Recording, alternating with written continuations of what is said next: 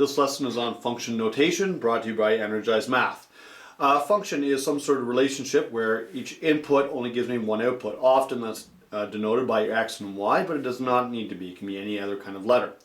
Here I have an equation, y equals 3x plus 7. Now it really is 3 times some sort of input plus 7. What's going on here, this is the function. It's going to transform your input, whatever it's called, into an output. Now we can give this a letter. We can call this a name. We're going to call it f. Okay? F, just arbitrarily chosen, represents 3 times something plus 7. Now I could have f and then in brackets, okay, to denote what it is that's going to go in for my input. So if I want to put in an a, it'd be 3a plus 7, and my function f, okay, is going to have an input of a that goes in. This is my function notation, f of a. Okay, and that's how that is spoken. If I want to change my input to a b, let's say, then it'd be f of b would equal 3b plus 7. I just changed my input, okay, and it's still going into function f. Let's take that function f that I want to call, okay? So let's take, I said f was 3 times something plus 7, okay? Now I can change what I want that input to be. Let's make my input be a smiley face, okay? So it'd be f of smiley face equals 3 times smiley faces plus 7. And let's give a new function. Let's call it g. Okay, let's have g be 3, let's do 2 times something squared minus 2 times something. Okay, so if I wanted g, let's say g of a would equal 2a squared minus 2a. G of smiley face would equal 2 smiley faces squared minus another 2 smiley faces.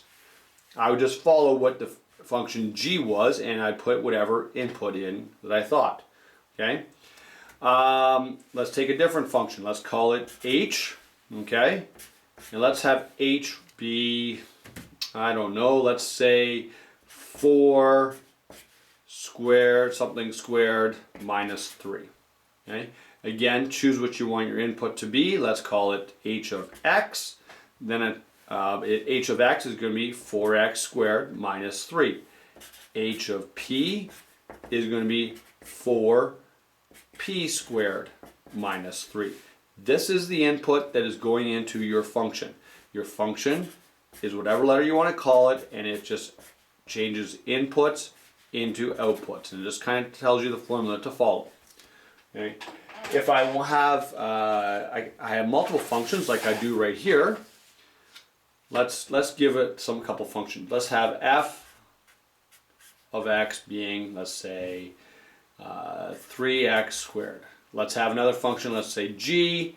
I'll have an input of x being x minus 3, and let's have h being 1 over x minus 1. Now I made these all have inputs of x's. They don't need to be. Okay? So if I have, let's say, f of a would be 3 times a squared. I just changed my input. This tells me the input, and it was going into function f. Okay? G, let's say g of b would be, well, I'd follow function g, but I just changed what my input would be, and it would be b minus 3 would be what the equation is equal to. And let's have h, and let's put in function f as its input. Okay, so that's going to change things. I want to follow function h, which is going to go 1 over, and I want to have my input minus 1. That is what function h is saying. But inside function h, I'm putting function f. So that means it's going to be 1 over 3x squared minus 1. I can get a little more complicated. Let's take function f again, which was 3, and my input being squared. Let's put in, I don't know, x minus 1. So I'm going to have 3 and x minus 1 squared. Let's do another set of examples here. I'm going to have function, let's say function q being something squared minus 3 times something.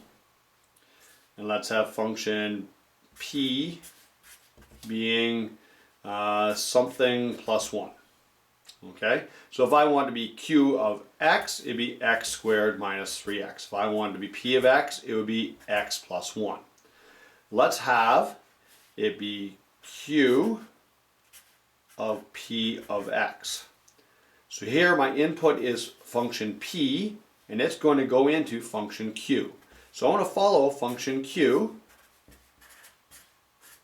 and inside of function q, I'm going to put function p, which was x plus 1. When you're putting one function into another, this is called a composite function. Now, of course, I could go the other way around, where I have p, function p, and I'm putting in function q in its place. So in that case, I'd follow function p, which was something plus 1, and in it, I would be putting in function q, which was x squared minus 3x. Okay? Again, another composite function, but I just reversed the order. This is function notation, where you are simply putting in whatever input you want into various equations. Okay? One input gave me one output. That's the definition of a function. This is brought to you by Energize Math. Please visit energizemath.com to download this note. Thank you very much.